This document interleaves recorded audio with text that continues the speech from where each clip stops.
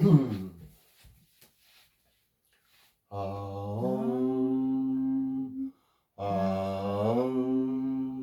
Om, Om Gam Ganapatiye Namaha, Om Gam Ganapatiye Namaha, Om Gam Ganapatiye Namaha, Om Namah Shivaya, Om Brahma Mevishwaparan Takare, Banisha Shivami Sutta, Buddhasha Gurusha Shukra, Shani Rahu Keteva, Sarvigraha Shantikara Bhavantu. Om. Om Hrim Buraya Namah. Om Hrim Gurave Namaha. Well, greetings and welcome to another episode of Cosmic Kev 100. This is where we take the planets, the signs of the zodiac, and the houses that they're in and try to make sense of it sign by sign according to tropical astrology. But I also go into Vedic and sidereal astrology too. So like if you're out looking with a telescope and seeing some other implications of some ancient wisdom that you could grant that from. So like right now, like if we were looking for the moon, we would find it in the constellation of Capricorn, and the part of Capricorn the moon is in is a lunar mansion known as Uttara Ashada. Now, Uttara is the former. Now, yesterday was Purva Ashada. Purva Ashada is the Venus Ashada, and it promotes victory, and so does Uttara Ashada, which is the sun-ruled nakshatra. And special things happen in this particular nakshatra. And it has an association with the Vishvadevas, universal gods that guide us to some kind of light and in the sun, and it helps you with just making executive decisions, moving forward in business. All these things are in the Uttara Ashada moon. Now, one thing that's happening is the big full moon. Now, that full moon in sidereal Vedic astrology is in the constellation of Pisces in this lunar mansion known as Ravati. Now this happens on Monday night, right at I think 8:49 or Pacific or 8:48 Pacific Daylight Time. And Ravati is the two fishes going in two different directions, just kind of like the classic Pisces syndrome. And it's considered the very last nakshatra. Now in Western astrology, of course, is going to be an Aries full moon, and I'll have to be warning you. I've seen some pretty crazy stuff happen on this particular full moon, where people get a little bit out of their minds, Ravati Pisces, or violent, actually, downright violent and confrontational, Aries. So I would just suggest using a lot of caution on Monday night and Tuesday morning, because that's, Mars ruled morning before as we go through this. So that is, we're talking about Monday the 6th of October at 8:48 p.m. That's a full moon. It's also the Jewish holiday of Sukkot, which is the festival of booths, and people would bring booths and invite strangers, relatives, friends to stay there with them, and they would have fruits drying on these booths. It's a harvest time, vegetables drying, and it's just a time of like universal hospitality, bringing some. It's a good partying time after Yom Kippur. Now, we do have tomorrow. We do have the beginning of Yom Kippur, and at sundown. So tomorrow night through Thursday is a universal day of fasting and asking for forgiveness and forgiving others and atoning yourselves. So until sundown Thursday, and so it's a high holy day time. We're also in the tail end of the 9-day festival of the goddess, and that starts out with the first 3 days being for Ma Durga and then Lakshmi, and now we're entering into Saraswati period, and this is where we focus on the more spiritual blessings these last 3 days. So it's really neat how all this kind of coincides with each other. But no further ado, I'm going to go sign by sign, starting with you, Aries, in the Western tropical tradition. So greetings, Aries. Welcome to your horoscope. Sun being in Libra right now, well, this is time where you think about partnerships, agreements you've made, how to negotiate and resolve things. And with Neptune in your first house, you got to be really careful. You don't always know whether you're looking at an oasis or a mirage. And some people, you might have high sensitive spiritual people around you, or you might have drug addicts and really deceitful people. All these things can kind of go together in a way. You do have an interesting social scene, for I'd say, especially Wednesday, Thursday. It's your best time to meet people. I would kind of lay low over the weekend, though. All right. So, greetings, Taurus. Welcome to your horoscope. So, we are going to have a moon in Taurus on Tuesday night. So, that's kind of the end of our whole cycle. And so, when we get to next week, Wednesday, Thursday are going to be your time to shine. But right now, meanwhile, let's look at where Venus is at. It's in Virgo, still in your fifth house. So you're still in this place of gracious love, gracious creativity. Who couldn't use that? Now, that's I believe that's going to change. I think Venus is supposed to move over into Libra sometime relatively soon, but okay, that'll be more like in a week and a half. All right, well, let's go over to Gemini. Greetings, Gemini. Welcome to your horoscope. A lot of inspiration right now. Sun is transiting your fifth house. That brings in Mercury too, so really heart opening. Mercury's actually going to move into Scorpio on Monday morning, and be there along with Mars. And so in a lot of ways, this is a time where you might feel like you're getting in more arguments, or you might feel like you're exercising more and developing yourself, a lot of personal development, or you're helping others with physical labor you're giving them. Those could be good things. And you seem like you're mature at work and showing some kind of innovation right now. Pretty good horoscope for Gemini. Let's go to Cancer.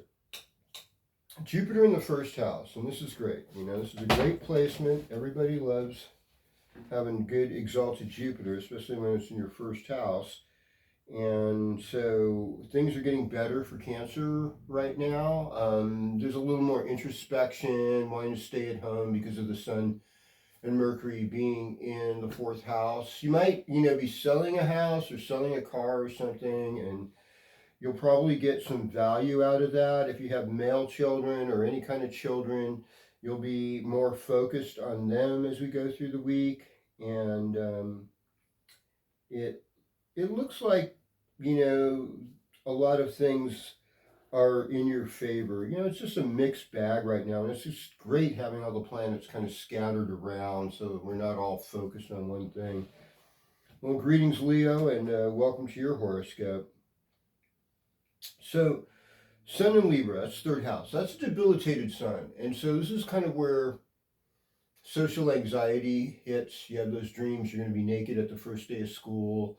You don't feel necessarily like you own yourself, and that you're a product of your neighborhood or environment. I mean, that's part of the third house Sun being debilitated. On the other hand, you're much more likely to negotiate with other people with this position, and people that do have Sun in the third house tend to be a little more bohemian or countercultural and have a lot of creative abilities, because the third house is like working with your hands, writing songs, writing stories. Could be, if nothing else, you'll be a great gossip columnist at this time. Relationship stuff seems to be big today, and we'll kind of continue through the week as you're in this kind of period of transformation. But it's a good time for, I'd say journeys to spiritual sites and things like that. That would help. So, hello, Virgo, and welcome to your horoscope. So, congratulations on no longer being flavor of the month. Right now, so since the sun's in Libra, you're focused more on money and security and family and issues going around your family. And then the moon, along with Pluto, you kind of have to work on your health, be easy on yourself, as some of the health issues are changing, and just be consistent and devoted and in your relationships, whether it's work or marriage. And and the workplace is kind of unpredictable with Uranus in the 10th house, and I see that. But Jupiter in the 11th is like your time with friends and stuff and people that you like is really good at this time. Okay. Greetings, Libra, and welcome to your horoscope. And happy birthday if you're a Libra having a birthday this week. Let's see, I want to wish a happy birthday out to Uriel Villamontes, I think that's his birthday. He's turning 37 on the 1st. It would have been Jimmy Carter's 101st birthday. And to anyone else from the Libra tribe emerging, having a birthday this week, I want to wish you the happiest and joyous birthday celebrations. Oh yeah, Brent Clark. I think turning, Backgammon friend. Backgammon friend. Brent Clark turning 59, and Jeff House turning 59. Both Chico locals. Brent on the 2nd and Jeff on the 5th. So yeah, good stuff. Happy birthday! Happy birthday! Happy birthday! All right, we go to Scorpio now. Greetings, Scorpio. Welcome to your horoscope. I mean, generally when the sun is in your 12th house, I say it's best to just lay low. It's good to go to spiritual retreats. It's good to hang out in wilderness, things like that. That's very good for the soul during this time of year. Okay. So, there's a lot of stuff that's not within your control, but if you stay on that spiritual path and keep gleaning that information and stay on your game with health things, both medicine and physical exercise, and that discipline will be honored, and it's going to take you high places. That's all I could say for right now, and that's a good horoscope. Now let's go to Sagittarius. Social life, is big during Libra time. You have all those pre-Halloween parties, and people they're starting Halloween earlier and earlier every year, and people are spending more money on Halloween than they are on Christmas, which is interesting. I mean, on a spiritual level, Halloween is like what precedes All Saints' Day. And it's also kind of like a time when in Celtic mythology, like the veil is thin. But we're not really there yet, We're still in the season of Libra, and really we're in sidereal Virgo time. So there's kind of this other thing going on. But what's nice for you is that this Venus in your 10th house shows that, you're doing well at work, you're well liked, and even your difficulties can be softened, and taking a spiritual path is going to be good. Now, I would keep a dream journal because sleep has been harder for you and things might be a little restless, and do not take on the burdens of the world. Let God do that for you. Greetings, Capricorn, and welcome to your horoscope. So, we have Moon in Capricorn, and until I think a little afternoon, and in the afternoon Moon goes into Aquarius. So for Wednesday, the 1st of October, rather, I should say. So I think that you're going to be doing pretty well today because Moon's going to be conjoining your Sun, and it will, eventually move over into Aquarius. And Libra time is about what you do for the public, how you appear at your workplace and what you're doing to help change the world and make it a better place. And it's not always easy. I mean, taking risk in love is going to give you great rewards right now, and you could be in a good relationship even if you haven't had one in a while. Well, let's go over into Aquarius. So Aquarius, you find Libra time for you is like an adventure, and it's a chance for you to uh, try out your spiritual wings. It's a time to explore new things, to appreciate other cultures, to maybe heal a relationship with your father. Ninth house is often father stuff. And it's also a good time for travel, and like what a great time where the weather's not so bad and not so many people are on the roads. You're not in near any time you travel between Labor Day and Thanksgiving, it's better, before, after those holidays and before those holidays. So keep that in mind if you're making travel plans. And, it's just, it's not like a super predictable time, but you're showing a lot of energy and intelligence in the workplace, and this is good.